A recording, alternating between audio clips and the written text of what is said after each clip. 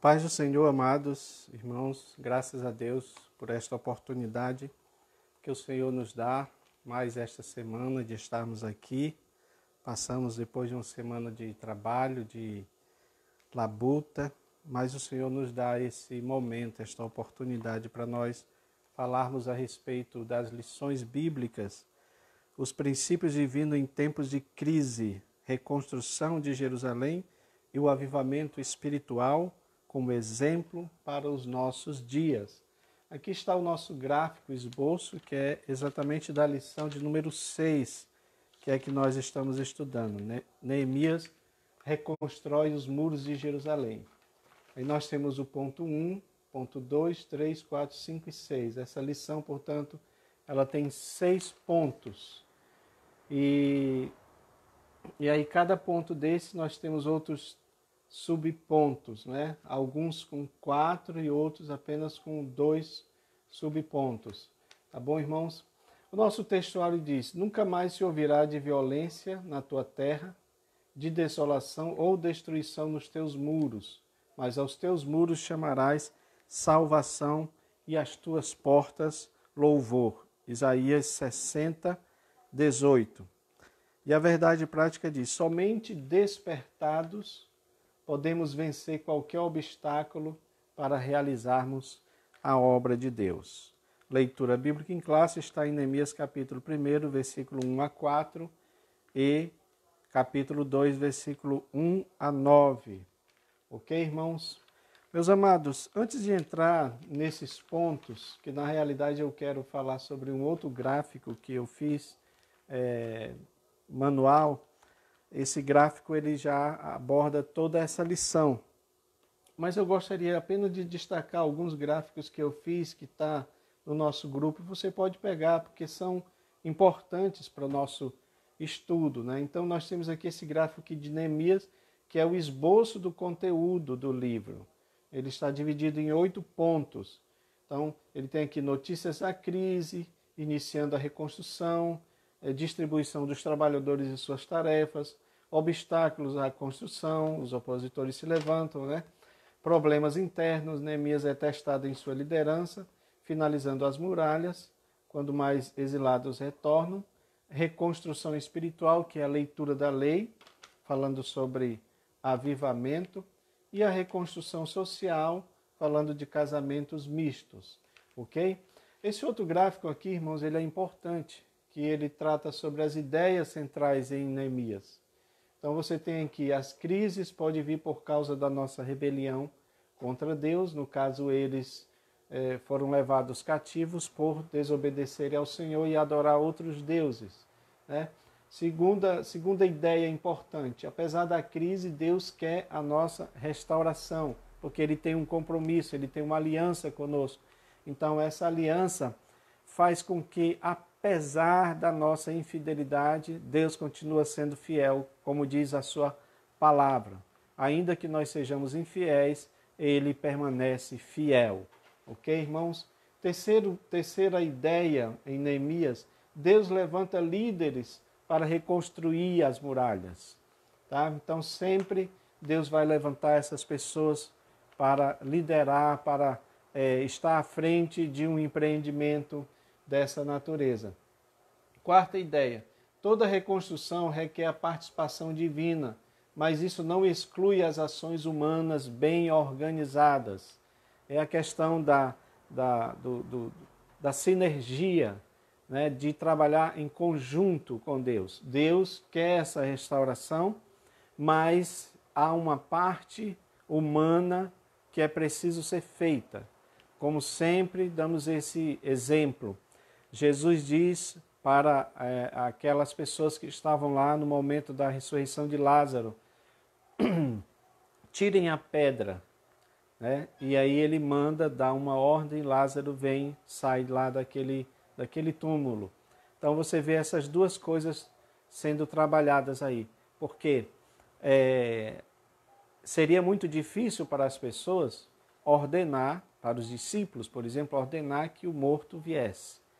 Mas para Jesus não. Porém, a parte que é para o homem fazer, Jesus não vai fazer, já que essa é a nossa competência. Então, tirai a pedra. O homem faz a sua parte e Deus faz a sua. Então, é mais ou menos essa mesma ideia aqui, tá? Toda reconstrução requer a participação divina. Porém, isso não exclui as ações humanas. Ou seja, a gente tem que trabalhar, a gente tem que fazer a nossa parte. Tá bom? Outra ideia importante. Toda obra ou reconstrução haverá oposições, tanto externas, né, quanto problemas internos a serem resolvidos. Então, isso aí também é algo muito importante que nós precisamos atentar. Neemias, ele enfrentou essas oposições externas, nós vamos falar sobre isso, e também enfrentou os problemas internos entre os seus compatriotas. Tá bom, irmãos? Outro ponto importante, outra ideia central em Neemias. Reavivamentos autênticos devem acontecer por meio do arrependimento e do retorno do povo à palavra de Deus. Esse é um ponto importantíssimo. Tem muitos avivamentos acontecendo, mas nós não vemos esse tipo de iniciativa, essa iniciativa que faz com que o povo retorne à palavra de Deus. Geralmente as pessoas hoje têm uma maneira diferente de ver o que é avivamento. Avivamento para muitas pessoas é apenas o falar em línguas, são aquelas manifestações, né? Fazer o aviãozinho, o famoso reteté, como as pessoas falam. Então, para eles, isto é avivamento. Mas não é o que a palavra de Deus nos mostra, não é o que acontece em Neemias. O povo é avivado, é reavivado pela exposição da palavra de Deus, que é o que diz aqui na 7ª ideia. Reavivamentos que vêm pela palavra de Deus geram mudanças de atitude, porque é isso que deve acontecer com os reavivamentos. Se houver um reavivamento, mas não houver mudança de atitude, não adianta de nada. Não adianta de nada eu falar muitas línguas estranhas, ter muitas manifestações, ter muitos dons de poder, mas perante a sociedade, por exemplo, eu não manifestar o amor de Deus, não manifestar a ética do reino de Deus, que inclusive está muito bem explicitada em Mateus capítulo 5, quando Jesus fala das bem-aventuranças, tá? Ética do povo de Deus, tá bom, irmãos? Então essas são as ideias centrais em Neemias. Esse aqui eu já mostrei para vocês, o esboço do conteúdo do livro. E nós temos aqui alguns destaques em Neemias, que é importante também nós sabermos sobre isso. Neemias fala muito de liderança, né? Então, Neemias é um líder que não se conforma na sua zona de conforto. Nós vamos ver aqui, ele estava lá como copeiro do rei Assuero, poderia muito bem ficar lá numa boa, sem problema nenhum, estava gozando de todas as benesses do palácio, mas não, quando ele soube da notícia do que tinha acontecido, né, as notícias da crise, conforme nós colocamos aqui, então ele se compadece, então mostrando que ele é um líder que é compatriota, ou seja, aquele que se importa com a sua nação, tá bom? Terceira coisa sobre Neemias, ele é um líder que busca resposta em Deus para resolver os problemas mais difíceis e dificuldades da vida. Porque é impossível para nós cristãos que cremos em Deus, que acreditamos num Deus Todo-Poderoso, não buscarmos resposta em Deus. Isso é muito importante que se diga, porque muitas vezes nós buscamos as nossas respostas sem incluir Deus no problema. E a equação do problema só é resolvida quando Deus está nela, tá bom? Porque é Ele que vai resolver a equação do problema. É Deus que vai dar a resposta correta para o problema. Quarto destaque em Neemias. É um líder que mesmo correndo perigo diante do rei, ainda assim ele se arrisca para pedir ajuda para o seu povo, né? Você tem um texto aqui interessante, que ele diz que quando o rei percebe que ele está triste por causa da notícia do povo que estava passando por tudo aquilo, diz aqui, o rei pergunta para ele, né, por que está triste o teu rosto? Pois você não está doente, não é isso, senão tristeza de coração. Diz aqui que ele temeu muito, ele temeu em grande maneira, ou seja, ele teve medo, porque de alguma forma aquela situação em que ele se encontrava de tristeza causaria algum tipo de desconfiança no rei e que faria com que talvez alguma atitude fosse tomada em relação a Neemias. Então ele teme, ou seja, era algo arriscado para ele estar naquela situação diante do rei. Outro destaque, um líder que procura saber da situação a fim de analisar tudo e assim criar um planejamento, porque quando o rei responde, dá uma resposta positiva, ele vai, né? Nós vamos estar aqui também nessa parte do conteúdo. Então ele procura saber a situação, como é que estava a situação, para poder planejar tudo naquele empreendimento, daquela reconstrução. Sexta lição importante de Neemias. Ele era um líder proativo e temente a Deus, que sabe enfrentar oposições à obra com sabedoria e inteligência.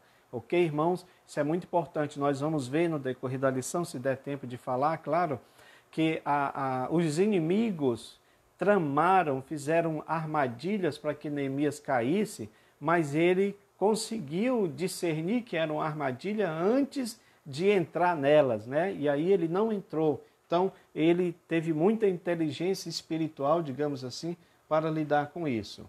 Sétima lição de Neemias, como líder. Ele é um líder que tem empatia e se preocupa pelas causas sociais. Está na nossa lição falando sobre esse ponto, tá bom? Muito importante esse ponto das causas sociais, que são problemas que estavam acontecendo lá e que Neemias tomou conhecimento e assim ajudou o povo naquela situação, tá bom? E por último, um líder que se preocupa com o ensino da lei, que é exatamente o que acontece lá no capítulo 8, aquele reavivamento que há através da palavra de Deus, tá bom, irmãos? Então, irmãos, isso aqui são apenas alguns recursos que nós podemos utilizar para a nossa aula, né, de amanhã. Mas aqui eu fiz esse gráfico, fiz hoje também, e ele está baseado em toda a lição, tá bom? Está baseado em toda a lição, para que a gente possa compreender melhor, tá? Então veja bem, primeira coisa que eu quero destacar nesta lição é que nós estamos falando aqui há um tempo, em lições passadas, e tem uma palavra-chave que permeia essas lições, que é exatamente essa palavra, reconstrução. Então veja bem, nós falamos da reconstrução do altar, né? Nós falamos da reconstrução do templo e agora nós vamos falar da reconstrução dos muros da cidade. Então veja que coisa interessante, irmãos. A reconstrução do altar era importantíssima porque estava falando da comunhão do povo de Israel com Deus, do sacrifício, do perdão. Nós estudamos sobre isso, da importância do altar para as nossas vidas.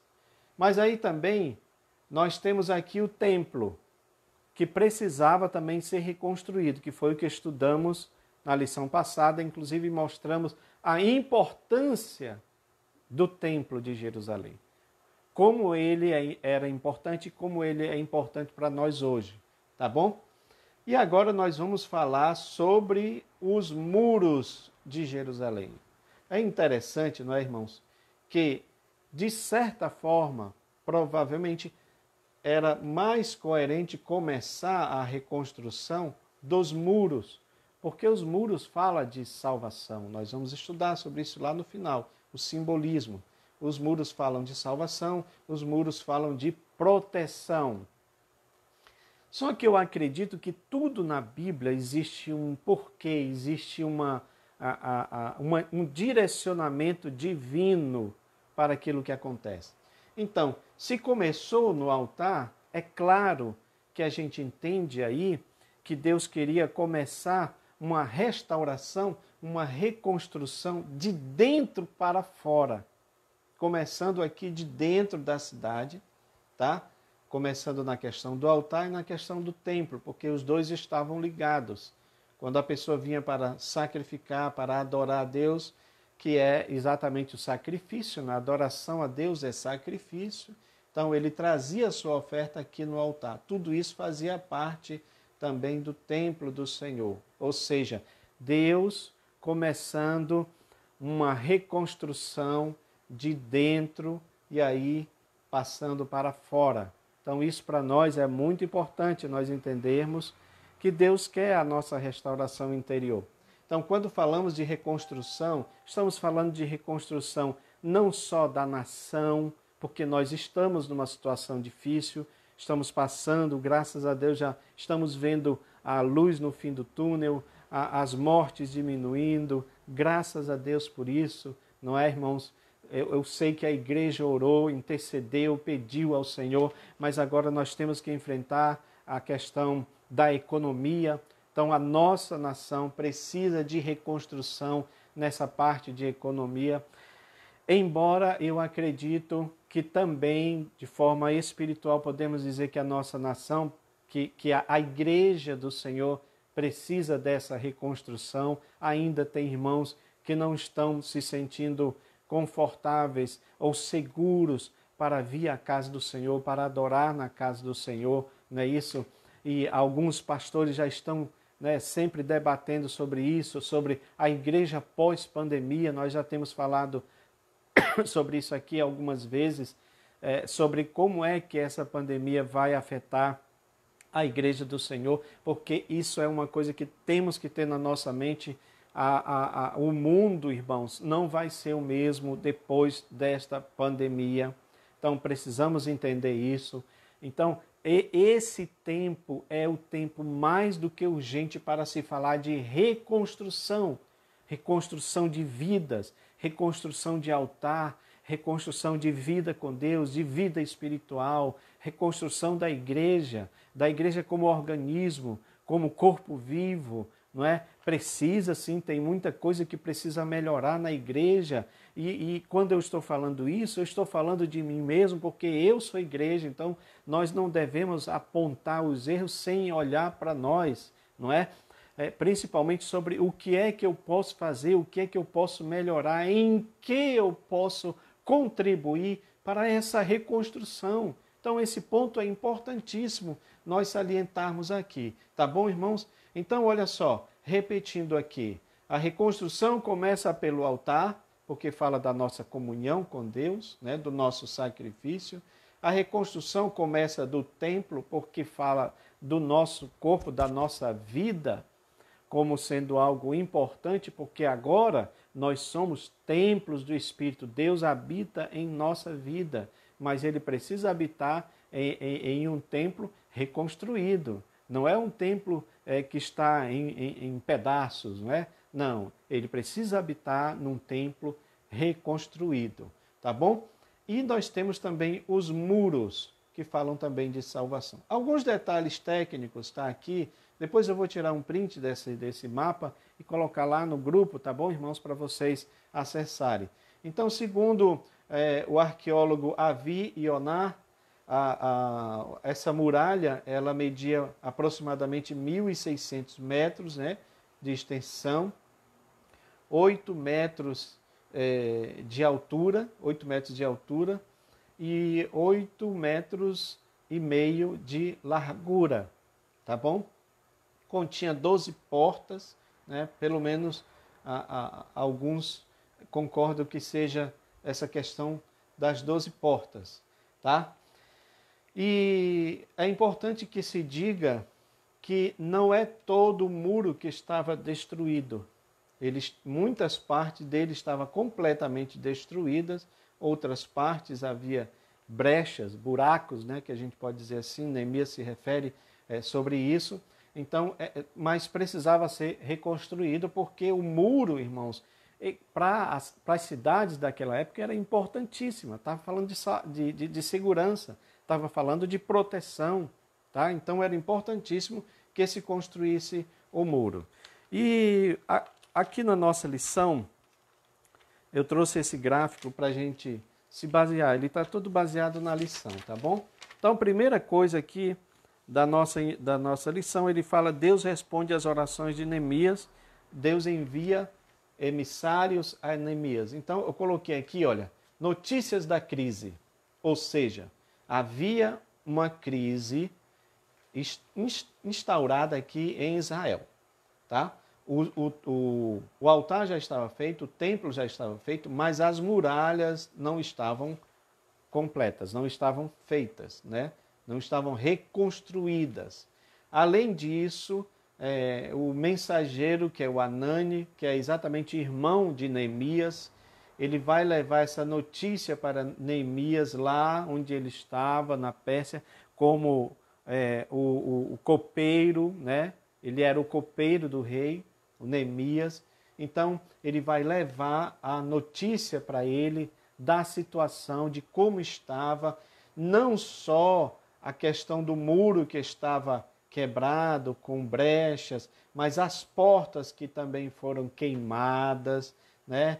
Irmãos, para vocês terem uma ideia, segundo os arqueólogos, esta muralha, ela teria sido destruída e reconstruída cerca de 3 vezes. Então ela teve 3 destruições e 3 reconstruções. Até hoje, né, ainda existe uma parte lá da muralha que ficou intacta, mas as outras foram destruídas. Então, para você ter uma ideia como estava a situação na época. Não só isso, mas havia pobreza, havia injustiça, muitas coisas estavam acontecendo em Jerusalém nessa época que precisava de reconstrução. Daí aquilo que eu estou falando aqui para os irmãos, que não se tratava apenas de uma reconstrução física, mas uma reconstrução espiritual, uma reconstrução, por exemplo, da volta à lei, à palavra de Deus que precisava imperar lá, que eles não estavam observando. E isso vai acontecer no capítulo 8. Então, tudo isso é importantíssimo.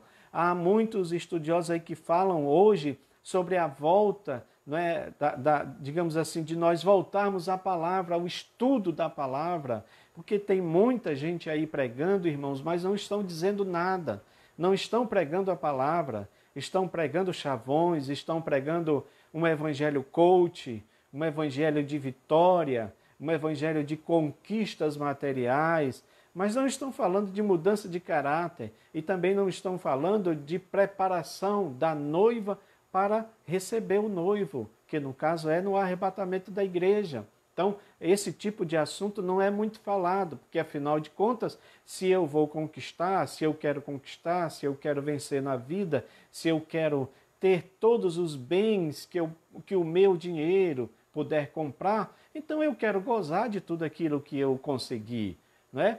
É até uma coisa hilária, de certa forma, porque aí, como é que eu vou querer que Jesus venha agora? Já que eu quero desfrutar de tudo aquilo que eu consegui, mas veja que esta mentalidade é mundana, ela não é uma mentalidade espiritual. A mentalidade espiritual do crente é que nós somos peregrinos nesta terra, que a nossa pátria não é aqui, a nossa pátria é celestial. Significa uma mentalidade celestial visando o futuro reino de Cristo instalado nesta terra. É isso que precisa ser pregado e poucas pessoas, né, estão querendo pregar sobre este assunto. Então, veio a notícia da crise, da situação em que estava. E aí, qual é, irmãos, a reação de Neemias quando ele vê essa situação? Quando ele sabe dessa situação? Ele passa, segundo aqui a lição, de dezembro a março, jejuando, orando, buscando a presença de Deus, porque nós falamos sobre isso, é aquele líder que tem empatia, é aquele líder que se compadece. A palavra compadecer significa padecer com, ou seja, ele sentia a dor daquelas pessoas que estavam lá sofrendo, que é uma coisa que está faltando também nos nossos dias. Nós sentirmos a dor do nosso próximo. Nós nos condoermos, ou seja, sentir a dor com a outra pessoa, né?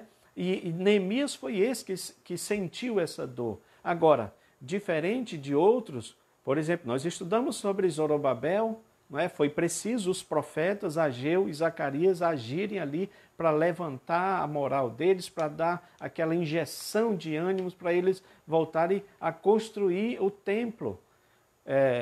Mas eles não buscaram a Deus. O próprio Zorobabel não tem nada na Bíblia que diga que ele buscou ao Senhor. Já Neemias, sim, ele busca ao Senhor. Ele busca ao Senhor porque o verdadeiro líder precisa buscar a Deus para saber a resposta para os problemas. Isso é importante. Às vezes se quer buscar soluções humanas, mas essas soluções humanas não vão ter êxito quando nós não buscamos as soluções divinas, espirituais, celestiais. Ele buscou o Senhor 3 meses aí orando, jejuando, buscando a presença de Deus. Aí sabe o que é que Deus faz? Conforme diz aqui no ponto 3, Deus responde às orações de Neemias. Como é que Deus responde às orações de Neemias? Tem uma coisa muito importante, uma frase aqui que eles usam, desde Esdras, né? Que eles falam sempre, a boa mão do Senhor estava sobre nós. Então, podemos dizer que a boa mão de Deus estava sobre o rei, porque mesmo vendo aquela situação de Neemias naquela situação, e talvez ele até podendo punir Neemias, porque eu expliquei aqui para vocês, quando Neemias se apresenta perante o rei, e ele vê aquela situação de Neemias, diz a Bíblia que Neemias diz que ele temeu, ele teve muito medo da reação do rei, porque poderia ser uma reação desastrosa para Neemias. Mas não, o que foi que Deus fez? Moveu o coração do rei para que Neemias pudesse fazer o que ele tinha que fazer. Aí ele pergunta, o que é que tu queres? Então, há uma lista, né, de coisas que ele pede para o rei, uma passagem segura, cartas para os governadores, ou seja, ele queria ir para fazer a reconstrução dos muros, mas de maneira respaldada.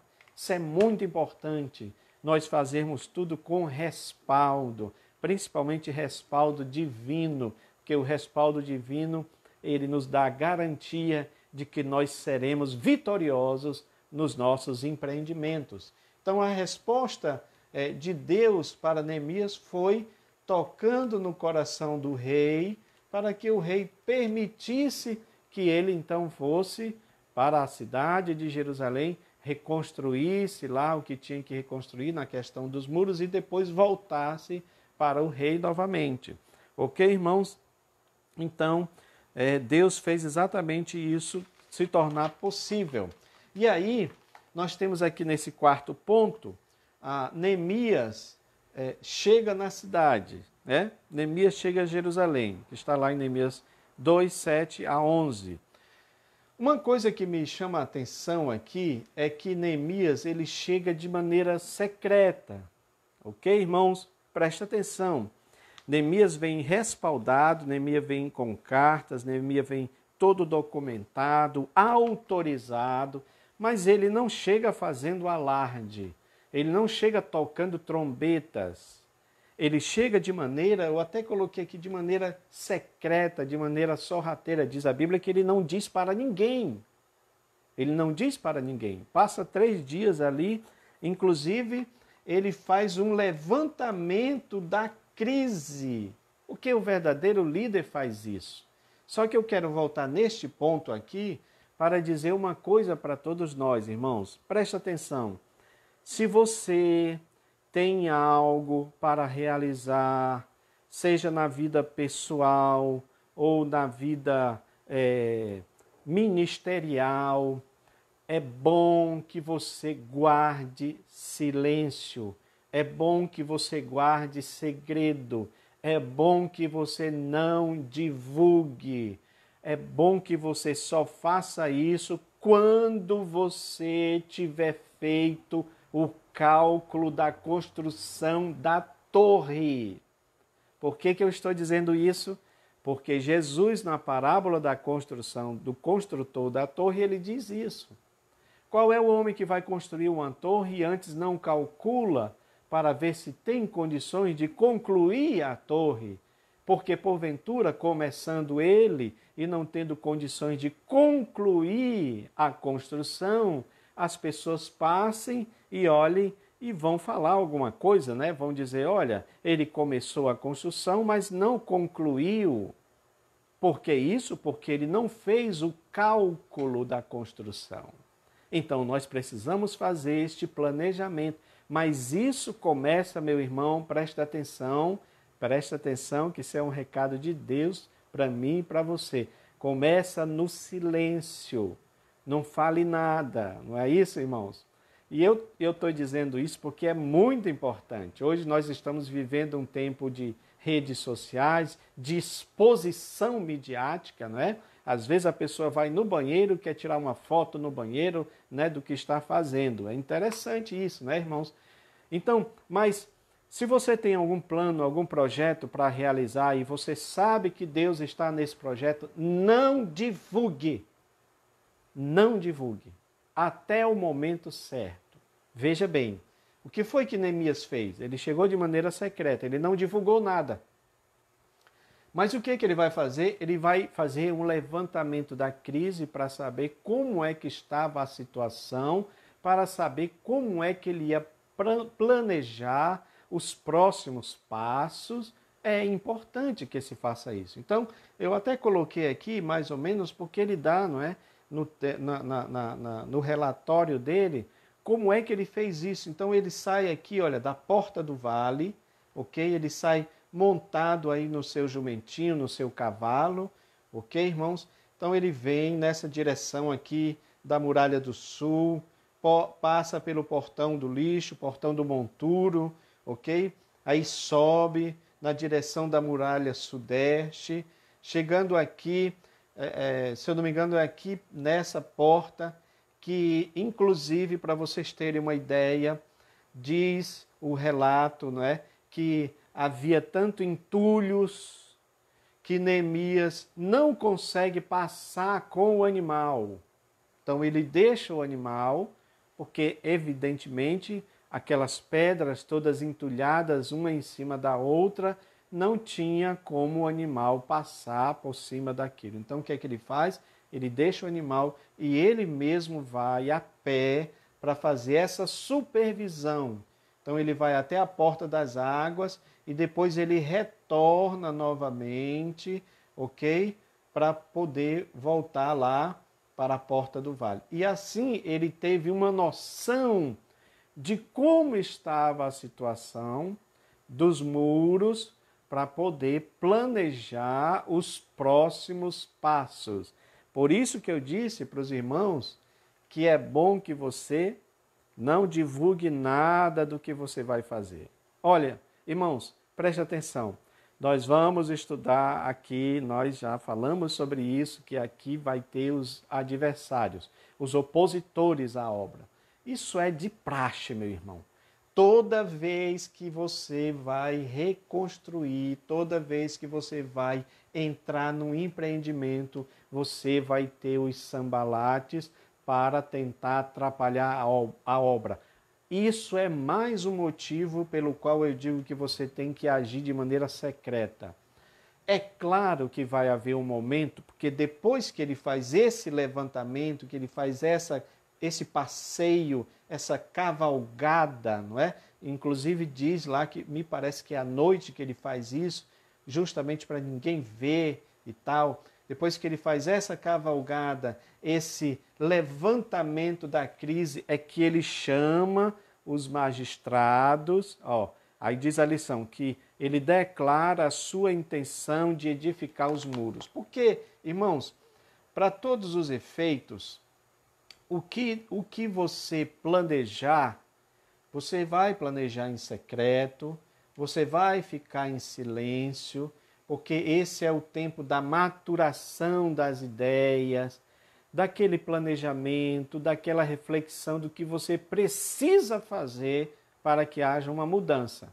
Em todas as áreas, tá bom? Tanto na área ministerial, quanto na área profissional, na área familiar. Então, tudo isso é importante. Aí, o que é feito? Você vai ficar em silêncio. Mas vai chegar um momento em que não vai dar mais para você ficar em silêncio, porque é um projeto. Esse projeto, nós vamos ver aqui, ele houve engajamento de pessoas. Houve pessoas, a Israel todo, né, ele se engajou nessa obra. Então, ele precisava falar. Ele começa falando com os magistrados. E aí, não vai ter outro jeito, os adversários vão saber, mas, pelo menos, você já vai ter tudo planejado de maneira clara, de maneira objetiva, e, inclusive, eu acredito que é isso que dá aquele respaldo, aquele conhecimento para que Neemias possa lidar com as oposições, com os opositores, tá bom? Então, o que é que ele faz? Ele faz um planejamento, Depois de ele ter feito o levantamento da crise, ele faz um planejamento. Meus irmãos, eu volto aqui a citar novamente o que Jesus falou em relação à questão da torre, ok? Porque não há como você fazer um empreendimento na sua vida sem você planejar. Está pensando em casar? Vai ter que ter planejamento. Está pensando em seguir uma profissão? Precisa fazer um planejamento de como você vai fazer para seguir aquela profissão. Cursos, estudos, atualizações, planejamento. Tudo parte da questão do planejamento. Por isso que Jesus nos deu essa parábola do construtor da torre. Claro que ele estava se referindo ali à questão do discípulo. Porque para seguir a Jesus também precisa fazer esse planejamento. Um planejamento correto. Eu vou seguir Jesus até o final? Temos casos na Bíblia de pessoas que seguiram Jesus até o final? Não temos o caso de Judas. Ele não planejou bem a construção da torre. E fracassou, não é? Então é preciso planejar para poder agir. O planejamento de Neemias, irmãos, incluía o engajamento das famílias. Porque, preste atenção, ele estava construindo esses muros de proteção. Proteção para as pessoas que viviam na cidade. Ok? Então é claro que essas famílias que estavam aqui envolvidas, que estavam aqui nessa situação, elas precisavam se engajar. Inclusive, ele é tão inteligente nesse ponto que, por exemplo, se houvesse aqui uma casa perto da porta das águas, o que é que ele fez? Esta família aqui, estas famílias que estavam próximo à porta das águas, eles ficavam nesse setor aqui trabalhando nessa parte. Ou quando havia uma brecha, um buraco e tal, aquela família ficava nessa parte responsável por aquela construção. Então isso, claro que dava um engajamento maior, porque ali eles estavam entendendo que era para eles, era algo em benefício deles, não é? Então ele conseguiu envolver, engajar as famílias, tá? E ele separou as pessoas, por exemplo, para levar os entulhos, porque como ela estava destruída, não é? Você vê que eu citei aqui o caso do quando ele anda com o cavalo, né? Ele não consegue seguir adiante porque estava tudo entulhado. O cavalo não consegue ir adiante. Então o que é que ele faz? Ele também levanta pessoas para tirar esses entulhos, né? Remover os entulhos. Então, irmão, quem sabe tem muita coisa na nossa vida, tem muito entulho na nossa vida que precisa ser removido, não é? E aí é que temos que ter essa consciência de remover, de tirar tudo aquilo que não está de acordo com a vontade de Deus, que é, digamos assim, entulhos espirituais que impedem, não é, a nossa reconstrução. Precisava tirar os entulhos para que o muro fosse reconstruído. E ali ele chama líderes que são agregadores, né? O próprio Neemias é esse líder agregador. Então ele também chama outros para poder liderar, para poder ajudar nesse planejamento, tá bom, irmãos? Então isso aqui é muito importante que a gente entenda. No tópico 3, é isso que eu estou falando aqui para os irmãos, está falando sobre isso, o plano de Neemias, a tática de Neemias. Mas assim, nesse sexto ponto, eu quero falar desses problemas que Neemias enfrentou. Porque um líder, ele vai enfrentar problemas. E também eu falei para os irmãos que toda vez que nós nos propusemos a construir, a reconstruir, nós vamos enfrentar problemas, nós vamos enfrentar oposições, nós vamos enfrentar dificuldades. E aí eu só fiz inserir, juntar essas duas coisas, porque no ponto 3, do subponto 3, ele fala da união dos judeus ficou ameaçada. Por que essa união dos judeus ficou ameaçada? Por causa desses problemas internos que Neemias enfrentou. Eu coloquei aqui problemas externos e problemas internos. Quais eram esses problemas externos? Exatamente a oposição desses inimigos, ok? Eu coloquei aqui para vocês também darem uma olhada aí, está lá em Neemias 2, capítulo 9 e versículo 19, quando o próprio Sanbalate, ele toma conhecimento que Neemias chega, foi aquele que eu falei para vocês, vai chegar o momento que é inevitável que os inimigos saibam do que você está fazendo. Mas, uma vez que você já está engajado, que você já sabe o que você vai querer, mesmo que tenha as oposições, mas Deus vai te dar a vitória contra os Sanbalates que querem atrapalhar a reconstrução da sua vida, tá bom? Então, em Neemias 2, 9 e 19, Sanbalate toma esse conhecimento e já começa a se inquietar em relação a essa atitude de Neemias de reconstruir. Porque, irmãos, é o que eu falei para vocês. Nós temos um inimigo, nós temos um adversário chamado Satanás, o diabo. Ele não tem interesse na nossa reconstrução. Ele não tem interesse na reconstrução humana. Ele não tem interesse. Toda vez que as pessoas buscam melhorar suas vidas em Deus, refúgio em Deus, essas pessoas também vão sofrer oposições terríveis. Então, sempre vai se levantar esse Sanbalate, esses Tobias, esses Gesens, né, contra nós. Então, no capítulo 4 também aparece Sanbalate novamente. No capítulo 5 também ele aparece, tá bom? Deixa eu ver aqui o que, olha, Neemias capítulo 4. Quando Sanbalate soube que os judeus estavam reconstruindo as muralhas, ficou furioso e começou a caçoar de nós diante dos companheiros e do exército samaritano, dos samaritanos. Ele disse: o que é isso que esses judeus miseráveis estão fazendo? Será que eles pretendem reconstruir a cidade? Será que eles pensam que oferecendo sacrifício poderão acabar o trabalho em um dia? Será que os montões de entulho e das pedras que foram queimadas, eles podem tirar essas pedras para a reconstrução? E o Tobias também, né, ele fala sobre isso. Que tipo de muralha eles poderão construir? Ora, até mesmo a raposa poderia derrubá-la. Então, eles fazem zombarias tremendas em relação à reconstrução da muralha. No capítulo 6 também, diz assim, olha, Sanbalate, Tobias e Gesem e o resto dos nossos inimigos, quando eles souberam que nós havíamos terminado de reconstruir a muralha, né, que não havia mais brecha nela, embora ainda não tivéssemos colocado os portões, então Sanbalate e Gesem me mandaram um recado. Eles queriam que eu fosse me encontrar com ele num dos povoados do Vale de Ono, mas a intenção deles era de fazer algum mal.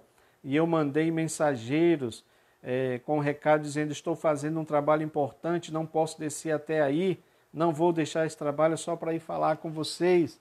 Colocamos um texto sobre isso, não é? Porque toda vez, como eu disse, que nós queremos reconstruir, queremos mudar, queremos fazer alguma coisa os sambalates eles vão se levantar e eles vão fazer esse tipo de chacota. Olha, isso aí não vai adiantar nada. Né? Vê que ele diz, o Tobias, ele diz exatamente isso. Olha, uma raposa vai derrubar esse muro, porque o que vocês estão fazendo é fraco, não vai adiantar de nada. Sempre vai haver os sambalates, os Tobias, os Gesens para querer atrapalhar a nossa vida. E vai chegar um momento, irmãos, que a coisa vai se avolumar nesse combate. Não se esqueçam que nós estudamos sobre Efésios 6, que fala das armas da nossa guerra, que não temos que lutar contra a carne nem contra o sangue, mas contra os principados e potestades. Então a nossa luta não é contra pessoas, é a isso que se refere carne, não é contra pessoas, mas contra principados e potestades, ou seja, contra Satanás, que vai usar essas pessoas, não é, para lutar contra o povo de Deus. Então, eles vão chegar nesse ponto de querer tirar a nossa paz, tirar a nossa paciência, tirar o nosso equilíbrio emocional, fazendo com que a gente vá para as vias de fato, para que haja briga, luta corporal. Era isso que o Sambalat estava querendo que Neemias descesse. Provavelmente ele estava lá em cima da muralha, supervisionando tudo, fazendo a obra do Senhor, e sempre é isso, não é? Quando você está lá em cima, quando você está perto de Deus, quando você está buscando a presença de Deus, quando você está orando, quando você está se consagrando, quando você está estudando, lendo a Bíblia, Satanás vai dizer, desce aqui para a gente ir para o fight, né? Como eu disse ontem na igreja, para o fight night, para a luta, para a batalha corporal. Qual deve ser a resposta de um cristão? E aqui eu não estou nem falando de líder, eu estou falando de um cristão, porque você é o líder do teu empreendimento, da tua vida pessoal, da tua família, do trabalho que você tem na igreja, mas esses sambalates vão querer sempre lhe instigar para a briga. Qual é a sua resposta? A sua resposta vai ser, eu estou fazendo uma grande obra. Preste atenção, amados. A resposta de Neemias foi, eu estou ocupado na obra do Mestre. Meu irmão, se nós estivermos ocupados na obra do Mestre, se a nossa mente estiver ocupada, completamente entregue ao serviço, ao trabalho do Senhor, você não deve se preocupar com os sambalates da vida. Você não deve trocar farpas com ele. Você não deve querer combater na carne, porque essa luta é espiritual. Preste atenção que você sabe o que é que ele faz, o Sambalate, depois? Ele suborna sacerdotes, líderes, para fazer com que Neemias peque. Um deles chega para Neemias e diz o seguinte, olha, eu estou sabendo que Sambalate, os teus inimigos, vêm atrás de você. Então venha comigo para você se esconder no templo. Só que Neemias não era sacerdote, ele não tinha que estar lá no templo. Aí que ele entendeu que aquilo que estava acontecendo era uma armadilha de Sambalat que tinha, não é, subornado aquele homem, aquele líder religioso, para que ele pudesse colocar Neemias numa situação difícil em que depois ele pudesse ser reprovado até por Deus. Mas olha o que é que o líder verdadeiro faz. Ele não se entrega. Ele não vai contra a palavra do Senhor. É isso que a gente precisa entender nessa luta, irmãos, nessa batalha espiritual. Não lute fora das regras, conforme diz Paulo, não é? Que o soldado de Cristo, aquele que foi alistado pelo Senhor, ele tem que militar, ele tem que lutar de acordo com as regras. Ele não vai fazer um jeitinho, ele não vai dar um jeitinho para fugir da briga, não. Ele vai lutar de acordo com as regras que estão na palavra de Deus, tá bom? Então não esqueça, tem um texto aí grande aí que eu escrevi sobre essa figura desse Sambalate, né, que está aí para atrapalhar as nossas vidas. Mas eles tinham outro problema muito sério também para resolver, que são problemas internos, que são essas questões sociais, que era, na verdade, irmãos, uma reivindicação do povo, tá bom? Havia fome, havia injustiça. E se você lê o capítulo 5, é bom que se leia, porque há algumas pessoas aí que são críticas, né? Que dizem que alguns pulam o capítulo 5, mas a lição fala, ainda que pouco, mas fala sobre isso. Então, o que é que as pessoas diziam? Chegaram para Neemias, né? Tanto homens quanto mulheres começaram a reclamar e diziam o seguinte: olha, as nossas famílias são grandes e precisamos de trigo para alimentar e continuarmos vivos. Ou seja, nós estamos passando fome. Estamos passando fome, né? Então ele diz aqui, olha, nós temos que fazer com que os nossos filhos trabalhem como escravos. Algumas das nossas filhas já foram vendidas como escravas. Ou seja, estava havendo injustiça, estava havendo especulação mesmo dos mais poderosos. Isso acontece nessas crises, né? Vocês sabem disso. Infelizmente, nessa pandemia, a gente vê isso acontecer. Nós temos caso aí, não é, de improbidade administrativa de equipamentos que era para combater o coronavírus e de repente houve desvio. Nós temos isso acontecendo. Quer dizer, mesmo no meio da crise, há especuladores, há pessoas que se aproveitam da situação, irmãos. É interessante, eu coloquei ali a reação e a proposta de Neemias, porque diz aqui, olha, quando eu, Neemias, ouvi essas queixas, fiquei zangado aqui nesta tradução de hoje e resolvi fazer alguma coisa. Repreendi as autoridades do povo e os oficiais e disse, vocês estão explorando seus irmãos. Ou seja, irmãos, ele chamou os líderes à atenção, né? E ele fez com que eles jurassem que eles iam mudar essa situação. Tanto é que no versículo 12 diz assim, as autoridades responderam, está bem, nós vamos fazer o que você está dizendo, vamos devolver as propriedades e não vamos cobrar as dívidas. Ok, irmãos?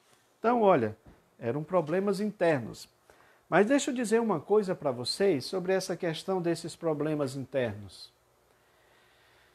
O cativeiro babilônico aconteceu não apenas por causa da idolatria do povo de Israel, mas sim também por causa do abandono do povo à lei de Deus. E a lei de Deus contemplava todas estas questões. Tanto é que nos profetas pré-exílio, Abacuque, por exemplo, ele diz claramente, a lei está frouxa, a injustiça, a fome acontecendo, tudo isso aconteceu e foi exatamente por isso que o povo foi levado cativo, tá bom? Então é algo que nós precisamos atentar para isso, tá, irmãos? Então olha só, amados, e aqui nós temos a conclusão dos muros, ok? A conclusão dos muros. Nessa conclusão dos muros, nós temos aqui no ponto 5, o muro foi solenemente inaugurado. Na conclusão do muro, nós temos a inauguração, né, desses muros com procissões e com sacrifícios. Se nós colocarmos para nós hoje essas procissões, porque eles saíam, né, ao redor do muro, louvando a Deus, agradecendo. E aí diz a Bíblia, quando paravam em frente ao templo, aqui, né? Eles saíam, né, fazendo essas procissões. Quando chegavam aqui na frente do templo, no altar de sacrifício, eles faziam os sacrifícios para adorar a Deus. Então isso fala, amados, do nosso testemunho como cristão. Olha que coisa boa, importante. Eu falei aqui no início que quando você tem algum projeto para fazer, você deve ficar em silêncio. Fique em silêncio. O projeto ainda não foi iniciado, né?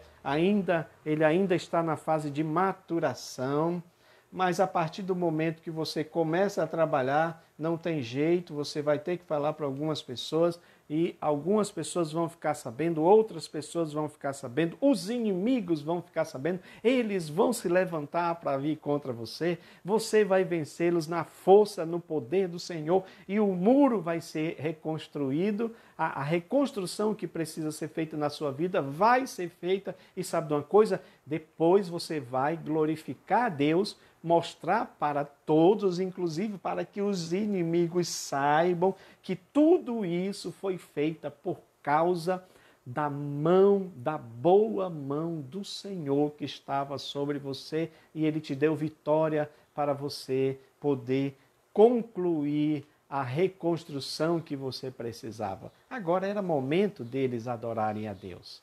Era momento de celebração, de agradecimento, de congraçamento perante o Senhor, porque agora os muros estavam então reconstruídos. Tá bom? Para nós encerrarmos a nossa conversa aqui, o último ponto fala desse simbolismo dos muros, porque eu tinha dito para os irmãos que a reconstrução começa de dentro para fora, né? Começou no altar, depois partiu para o templo e agora está nas muralhas. Reconstruída, feitas as muralhas, o que é que acontece, irmãos? Eles fazem essa procissão, os sacrifícios, se alegrando na presença do Senhor. Mas, para nós concluirmos, o que é que o muro, qual é o simbolismo, qual é a aplicação dos muros para nós hoje? Por isso que a nossa lição nos traz Isaías 60:18, quando diz que aos teus muros chamarás salvação e às tuas portas louvor.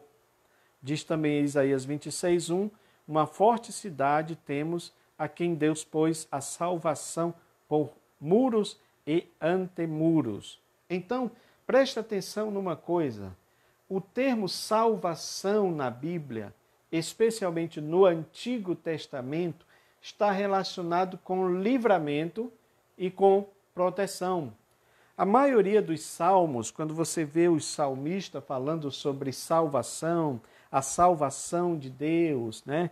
Então sempre está se referindo a livramentos que o Senhor dava. Quando Davi falava sobre isso, o Deus da minha salvação, ele estava falando do Deus que me livra, do Deus que me protege da morte, me protege dos meus inimigos. Então esse conceito aqui do muro estava bem presente no tempo lá de Neemias. Por quê? Porque esses muros, essas muralhas aqui, estavam falando da salvação do Senhor, da proteção do Senhor, que foi exatamente isso que Deus fez com eles em relação a estes inimigos que se levantaram contra eles, né? Eu esqueci de citar aqui para os irmãos, mas o Sambalate, ele chega a planejar, fazer planejamentos de ataque ao povo judeu. E aí isso mostra novamente a inteligência de Neemias. Porque o que Neemias faz? Primeiro ele engaja o povo, né? Que eu já falei sobre isso daí, dizendo o seguinte: olha, vocês têm que lutar pelos compatriotas de vocês, pela pátria de vocês, mas também vocês têm que lutar pelas famílias de vocês. Olha que coisa interessante, essa mensagem ela é muito atual para os nossos dias. Por quê? Porque existe os Sambalate, os Tobias e os Gesens se levantando contra as famílias cristãs. E o que é que a gente precisa fazer? Como líder, lutar contra esses adversários, contra vários desses adversários. E hoje essa guerra ela é espiritual, ela é ideológica, irmãos. Então esses sambalates, eles vêm dessa forma ideológica, tá bom? Neemias, ele toma uma atitude importante. Veja que eu estou falando aqui, novamente, dessa sinergia. Porque Deus estava para ajudar o povo, mas o povo tinha que trabalhar. O povo tinha que tomar suas atitudes. Então o que é que Neemias faz? Ele arma o povo. Ele coloca armas na mão do povo para que eles pudessem se proteger, né? Ele coloca vigília armada, ou seja, pessoas atalaias para ficar vigiando o tempo todo, né? Com as suas cornetas, com os seus clarins, para quando viesse o inimigo, ele tocava ali e ali o exército ali presente já se prontificava, tá? Então eles estavam fazendo isso, trabalhava dioturnamente. Inclusive há um texto que diz que Neemias, eles não tirava a roupa nem sequer para dormir. Eu imagino que eles dormiam um pouco, enquanto o outro, né, fazia aquele revezamento e novamente eles voltavam para a reconstrução. Então, irmãos, mas tudo isso aconteceu porque Deus também deu o livramento para eles. Então, para nós hoje, o muro significa a nossa salvação. Deus com a nossa salvação, como esse muro de salvação, né? Então esse conceito de livramento e proteção também existe nos dias de hoje. Ou seja, olha que coisa interessante para a gente encerrar. Deus é a nossa salvação. E tem um texto que ele fala, se não me engano, é em Zacarias ou Ageu, que ele diz que ele seria um muro de fogo ao redor de Jerusalém. Eu creio que Deus é este muro de fogo ao redor da sua igreja, ao redor do seu povo, para nos livrar dos perigos cotidianos. Você, irmão, pode dizer que Deus já te livrou de algum perigo? Eu posso dizer que Deus já me livrou de perigos de morte, acidentes. Às vezes você vai atravessar uma rua e não percebe que vem um carro em alta velocidade. Então Deus te dá aquele livramento. Isso acontece muito. Deus nos livra de muitos perigos. Aliás, a internet está cheia disso, né? Porque hoje tudo está sendo filmado, está sendo monitorado. Então, vez por outra, nós vemos esse tipo de coisas acontecendo. É Deus nos dando livramento na nossa vida cotidiana. Mas é claro que este livramento, esta salvação, ela também tem um reflexo maior na questão da eternidade, que é quando nós estaremos seguros, protegidos eternamente com o nosso Deus. Amém, meus queridos? Então eu quero agradecer vocês estarem aí conosco. Peço a você que compartilhe esse vídeo, se você gostou. Compartilhe esse vídeo, né, para outras pessoas também assistirem. Às vezes os irmãos não podem participar da live no momento em que está sendo feita, mas pode também participar em outro momento. E a nossa ideia é essa, que a palavra de Deus possa se expandir. Nós estamos falando aqui de avivamento, e avivamento precisa vir através da palavra de Deus. Então, eu agradeço vocês estarem aí. Compartilhe, mais uma vez, eu falo isso para vocês, né? Divulgue os nossos materiais nos grupos e ajude a obra de Deus cada vez mais a se expandir, tá bom? Que Deus te abençoe, meu querido. Que Deus seja um muro de proteção ao teu redor durante esta semana, como tem sido na vida de muitas pessoas nesse período de pandemia. Muitos de nossos irmãos já foram, Deus levou, Deus recolheu.